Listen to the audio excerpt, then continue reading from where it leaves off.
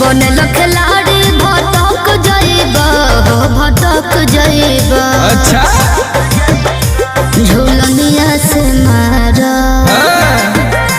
झूलनिया से मारब झटक जाइबा जाके पतई में रजबो अटक जाइबा हो झूलनिया से मारा। अरे हम अटकले चाहतानी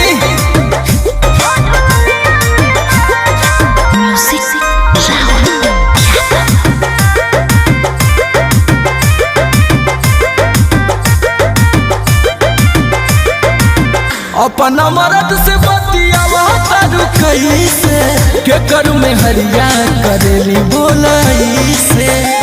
अच्छा तू का करत रहो प्यार मन रहे तो हक पिया जूझला हो